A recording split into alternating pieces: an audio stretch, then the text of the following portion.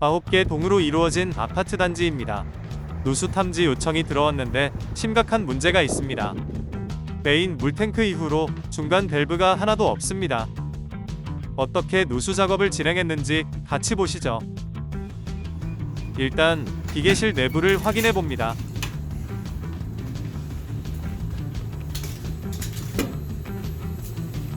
메인 물탱크가 먼저 보이는데 단지 전체의 물탱크는 하나입니다. 물탱크를 따라 뒤쪽으로 돌아가 보았습니다.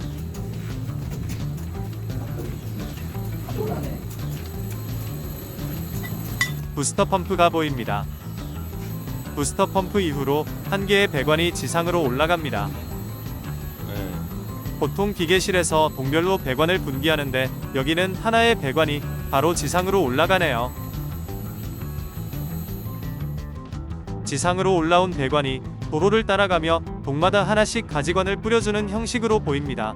문제는 배관의 정확한 위치를 아무도 모른다는 것이고, 그보다 더 심각한 문제는 중간 밸브가 하나도 없다는 것입니다. 밸브가 없으면 탐지 구간을 좁힐 수도 없고 전체 단지를 통으로 탐지해야 하는데 그것은 불가능합니다. 일반적인 방법으로는 탐지가 어려울 것 같군요. 보통 큰 누수 현장에서는 별도의 탐지 계획을 세우고 단수 일정도 확정하고 여러 사전 작업을 하지만 때로는 무식한 방법이 나을 때도 있습니다. 단지 전체를 천천히 걸어다니며 배관이 있을 법한 자리를 하나하나 청음해 보기로 했습니다.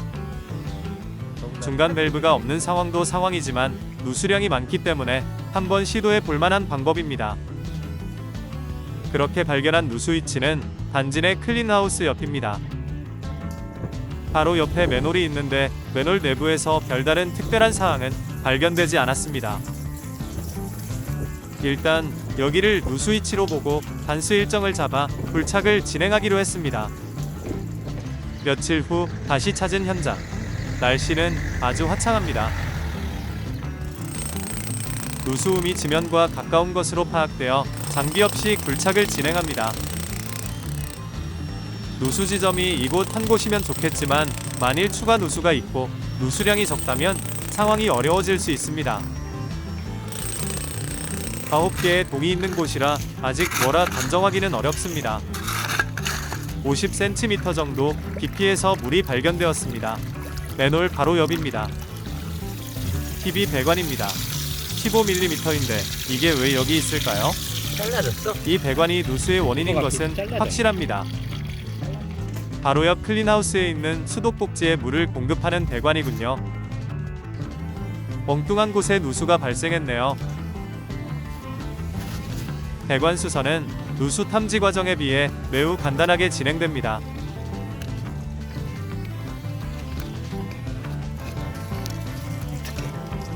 배관이 스트레스를 받지 않게 연결해주는 것이 중요합니다.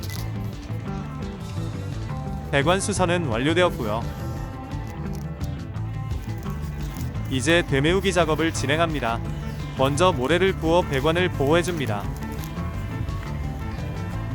모래 없이 바로 돌과 흙을 부으면 다시 배관이 손상될 수 있습니다. 포크레인 없이 인력으로 충분히 작업이 가능한 깊이였네요. 도로 부분이라 흙다짐을 잘 해줘야 합니다. 한번 굴착한 땅은 아무리 다짐을 잘 해주어도 결국은 가라앉기 때문에 최대한 다짐을 해주는 것이 좋습니다. 되메우기는 끝났고 이제 추가 누수가 없는지 확인을 해야 합니다. 일단 80세대의 계량기를 하나하나 잠궈줍니다.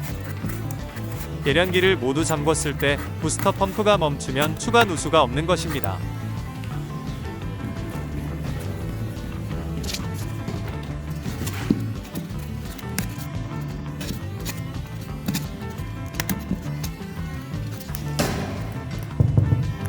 (80개) 중 하나는 아예 조작을 못하게 만들어 놓았네요. 참 다양한 사람들이 많죠. 오케이. 기계실로 가보니 부스터 펌프의 작동이 멈췄습니다. 추가 누수는 없습니다. 다행입니다. 잡자. 마무리 작업만 하면 되겠습니다. 공사하기서 포대 아스콘으로 불착 부위를 마감합니다. 보통 콤팩터를 사용해서 아스콘 작업을 하는데 누수 작업은 좁은 범위를 작업할 때가 많아서 토레카에 달아서 쓸 수 있게 장치를 만들어서 사용하고 있습니다. 제주시 봉계동 아파트 단지 누수 작업이 모두 완료되었습니다. 구독자가 정말 안 느네요. 제가 뭘 잘못하고 있는 걸까요?